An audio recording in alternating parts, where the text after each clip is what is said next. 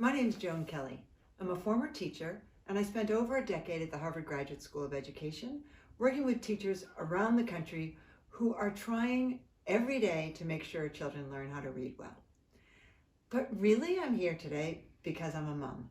And like a lot of you, I really didn't know what it took to read well. I, of course, did what everyone told me to do. I read to my kids all the time, and I had a lot of fun doing that. But I never knew along the way if they were getting it. I didn't know if what they were doing showed that they were good readers or that they were way far behind. In fact, I sort of winged it the entire time they were little. And then a little bit later in my life, I was around 42, I went back and got my master's at the Ed School at Harvard. And while I was there, I was sitting in this class on reading comprehension, taught by this really genius teacher. And she put this slide up, and it said, here are the skills children need to read well. And I looked at the slide, and I thought, why is this such a big secret? This is easy. I mean, I should have known. Someone should have told me this. And I looked around because I wondered if everyone else in that class already knew. I wondered if I was the only stupid one, if I was the only one who was sort of making it up as I went along. Well, it turns out it is much more of a secret than it should be, because what it takes to read well isn't that difficult. It's just not known by enough people. Parents aren't aware of what it takes to read well, so how can they possibly help their kids every day? What I want to do today is tell you exactly what you need to know about learning to read. So whether you have a child of a 3-year-old or a 3rd grader, you can feel really good about what you're doing every day. And it's not a heavy lift. It's just a little bit here and a little bit there and a little bit here and a little bit there. And I think it can be the best moments of your day. But you should know enough so that you can talk the talk about reading. So you're never in the situation where you're unsure of whether your child knows all the skills he or she needs to know at each point along the way to reading well. And let me tell you, 93% of families believe that their children are reading at grade level or above. But actually, only 34% of 4th graders are proficient readers in our country. That means 2 out of 3 4th graders are not proficient. That's a problem. And only 9% of 4th graders have advanced reading skills. And those are actually the kinds of skills that people need to succeed in the 21st century economy. I mean, it's really important to have strong reading skills. And as I said, most families think their kids are great readers, and they're not. So that's a problem. The question is, why is it? Like, why is there such a reading problem in our country? Well, first of all, it's a teacher training issue. Only 40% of teacher training programs actually teach the science of reading. And the other thing is, reading is hard to do well. It's not that hard to do well if all the pieces are together for you, but things have to come together. First of all, a child has to be able to read the words on each page and automatically. But word reading isn't enough. The other problem is that books get harder. As children get older, they go from reading very easy books to more difficult books, and then books that have a whole lot more complex language and ideas in them. So that makes reading hard. And lastly, in order to get through these kinds of more difficult, complex texts, it takes a lot of focus and perseverance and motivation when anything is hard. So that makes the whole skill of reading, the whole skill of taking meaning from what it is you're reading in a book, it makes it difficult. So yes, we have a reading problem. What I set out to do is to figure out a way parents could help. Because there's a lot of time and money going towards trying to get teachers to help and trying to get the right materials in kids' hands. But the truth is, we need parents to help each individual child And over time, we could get a lot more kids reading more proficiently. But how do you do that? Well, first I want to challenge you to think of early reading as just the beginning. Definitely applaud when your child can read Go Dog Go or Zach's Alligator or Amelia Bedelia, because that's a really big deal. And everything about reading should be exciting and fun and celebratory. But as a parent, think about how you can do small things every day now to help make sure your child is a successful reader when the books get harder later. So the question is, do you know all you need to know about learning to read? There might be a part of you that thinks you do, right? I mean, I certainly did. But what I want to do is lay out the specifics. So over the next few slides, I'm going to tell you exactly what you would learn in a reading class. But it's not hard, so stick with me. Here we go. Early reading, Zach's Alligator. This is the kind of text that's in a book like this one. A big box came in the mail for Zach. It was from Zach's Uncle Jim in Florida. Zach shook the box. What could it be, he wondered. He untied the bow and ripped off the paper. There was another box inside. None of those words are difficult vocabulary words. They're all words that a child might hear on the playground. They're all words that you might use in your kitchen. But when a child is learning to read Zach's Alligator, they specifically don't want to put words in there that are hard for him to understand, because they just want all these people who create this kind of book, all the teachers who are giving them these books, all they really want a child to do is keep building up the skills over time. So when reading on their own, children don't start at a Zach's Alligator. They usually start with just the most basic decodable books. Then they move on to books that demand more skills, but they're not so challenging that they overwhelm early readers, because we always want them to feel good about reading as they master the skills. So bit by bit, they can work up to reading a Zach's Alligator or an Amelia Bedelia, books that have richer stories where children can practice decoding more difficult words fluently, reading more sight words, checking for understanding, but still not challenging kids to do all of that and struggle with really difficult vocabulary words. Still, these words that are in these books are in children's everyday speech, colloquial language. But remember, we're going to think beyond these easy books to help your child become a strong reader. And we're going to think about what a child needs to successfully read a high school book, such as this AP US History Practice Exam. Massachusetts did not have a social order before the Revolution that would breed sharp internal class conflicts.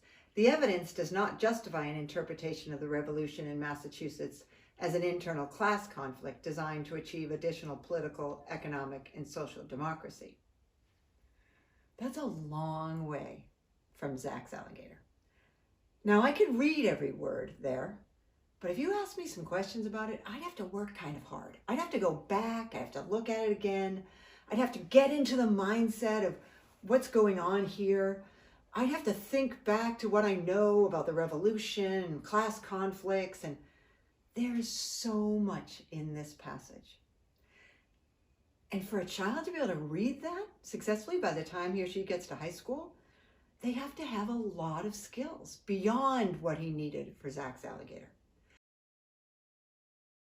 So let's look hard at the specific skills a child would need to read a passage that's more complex. Okay, so this is a 6th grade passage, which is actually filled with all sorts of difficult and complicated ideas.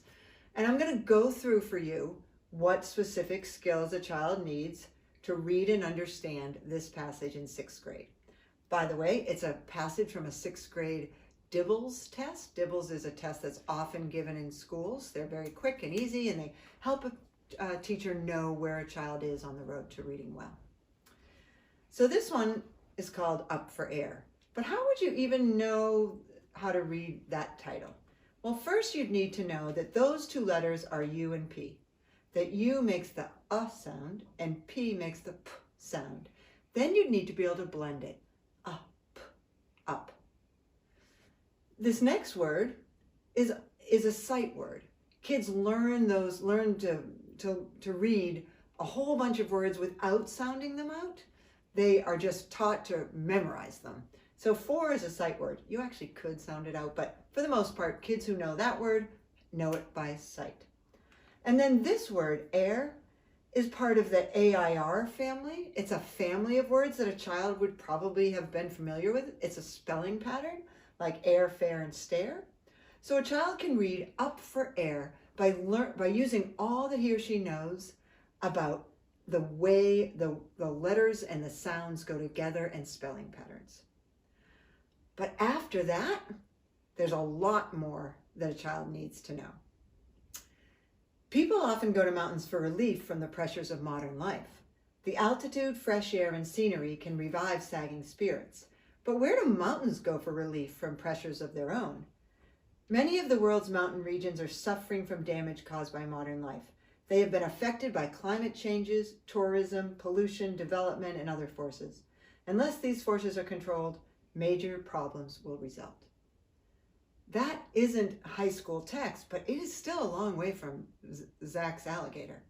And there are so many things that a child needs to understand, like vocabulary and language like modern life and sagging spirits, words that are specific to science vocabulary like altitude and regions.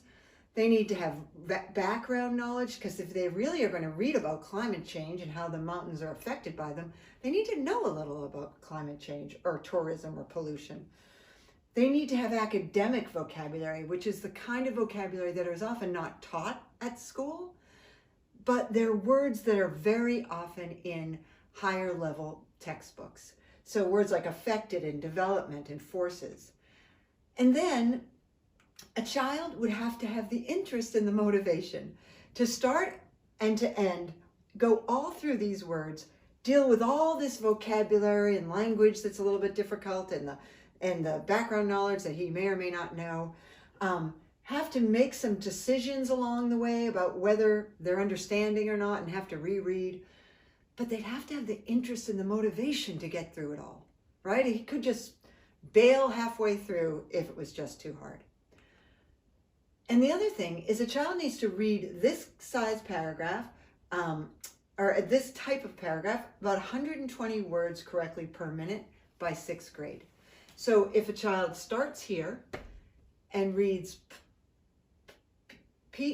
people often go to, by the time they get to the end of this paragraph, if they're reading that slowly, word by word, they're never going to remember. They won't be able to hold the ideas in their head and figure out what the whole paragraph means.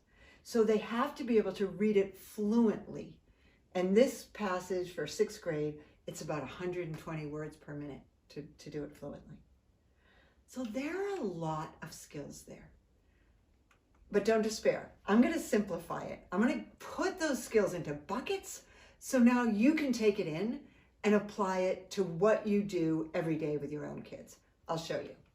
So for example, the fact that there were 2 sounds and 1 word in up, they know the letters U and P, the air family and all that talk about spelling patterns, the fact that they have to read those individual words fluently, those are what we call letters and sounds skills. There are 26 letters and there are about 44 sounds that go along with those letters.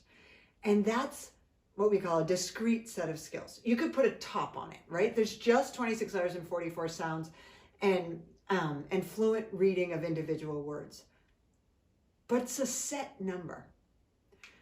The second set of skills, vocabulary, all that different vocabulary that a child needs to know. Understanding of language. In that passage, there was a sagging spirits and modern life. Those idioms, those phrases that we use, a child may or may not be comfortable with them, maybe had never heard them before. They would have to understand the language. That's in this bucket of skills. They also need to have the strategies to go back and figure out if they've not understood something and reread it. And they need relevant background knowledge. When kids get older, they really need to have a lot of knowledge about the world, because every time we read something, it helps if we already know a little bit of something about that subject. And we call that bucket of skills vocabulary and knowledge. Unlike letters and sounds, which is just 26 letters, 44 sounds, it's really important. In fact, essential for kids. But there's a set amount of them. Vocabulary and knowledge, we're still learning new vocabulary every day, or at least we hope to. We're still building our knowledge of the world. That's a bucket that builds up slowly over time, and we have to keep adding to it every day for a child. And this last bucket, the idea of persisting when the reading's difficult, attention enough so that you can actually focus on the paragraph, the empathy that you need to take perspective of a character or a historical figure, all those things are important to reading, and we put those in the awareness and regulation bucket. So there are 3 buckets of skills that kids need to read well. I would guess that most of you think about letters and sounds when it comes to reading. In fact, I wish we had more than one word for reading in our country, because reading is so much more than k, at, cat. It's so much more than the magnetic letters on your refrigerator. It is a lot of letters and sound work that a child needs to know to be able to read automatically so they can be fluent. But these 2 buckets of skills are essential for reading well. The one thing about this bucket, is that letters and sound skills are mostly taught at school. Schools should have systematic phonics programs that make sure kids every day work a little bit on letters and sounds so that they get automatic with them. You have to be automatic. You can't struggle to read individual words, or your mind is so busy doing that that you don't get enough time to take the time to understand them. So letters and sounds are mostly taught at school. Sure, play with magnetic letters, do rhyming books with kids, sing songs to them, all those things when you're playing with sounds or playing with letters. Do those concentration games with letters cards. But don't feel a huge onus to teach your child all the 26 letters and 44 sounds. That's the job of the school, because that takes a trained teacher and the right curriculum, and teachers know how to do this well. But these other buckets of skills, these 2 buckets are taught from the moment a child is born. And they can and should happen everywhere a child goes, 24/7. In fact, successful readers have to master all 3 types of skills, and these skills are particularly the job of the family and the other people who are with a child outside of the school day. And that's because a child's only in school about 13% of its life. So in order to build up these buckets, we have to be doing the drip, drip, drip. But it's not hard. And in fact, I still think it could be the most fun you have every day. Okay, so here's a graphic to help you remember all that I just said. Letters and sounds, that's the first bucket. Absolutely essential. Your child needs to know his 26 letters and 44 sounds automatically and be able to blend words together and read individual words automatically. Absolutely essential. But remember, mostly the job of the school. Doesn't mean you don't want to be on top of it, because if for whatever reason it's not happening, your child will definitely struggle. So letters and sounds, super important. But vocabulary and knowledge, that's something that has to build up over time. A 6th grade teacher who has a child who's low in letters and sound skills could put that child in a program to make sure that those skills get built, right? That we have programs, we have really trained expert teachers and literacy specialists who can help a child learn the letters and sound skills. But vocabulary and knowledge, that same teacher can't just overnight teach a child the kinds of things that have to grow that bucket. Vocabulary and knowledge is a lot of it. It has to be done over time. And same with awareness and regulation skills.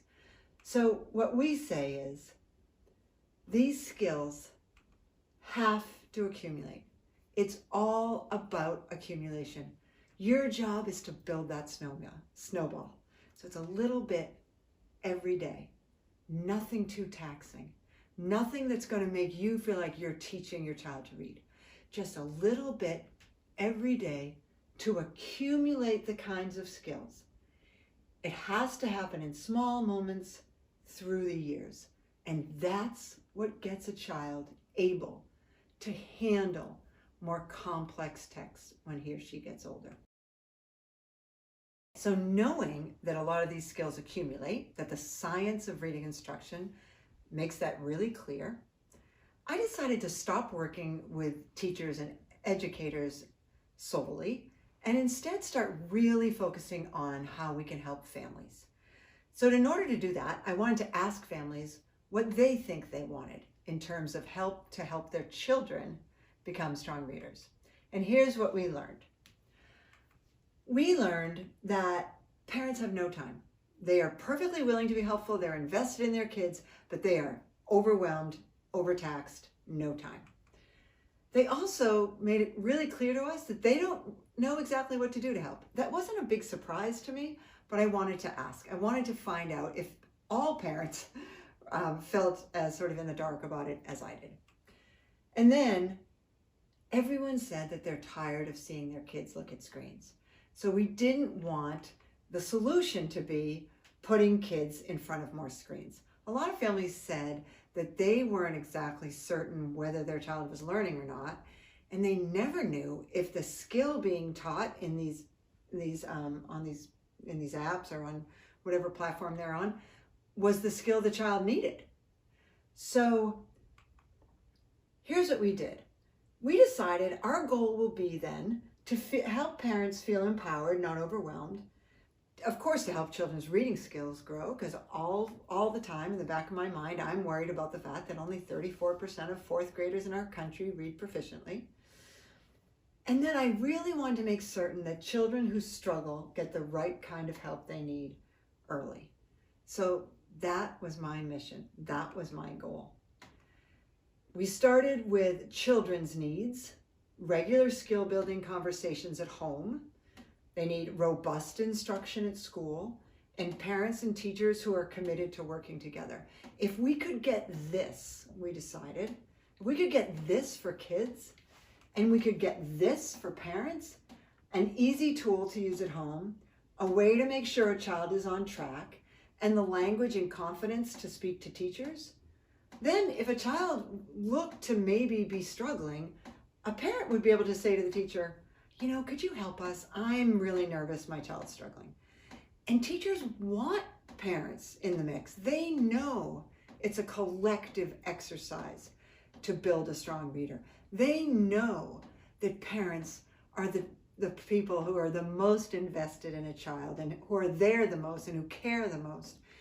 And so parents could be really huge parts of this plan to create strong readers, but not until we give them the right tools.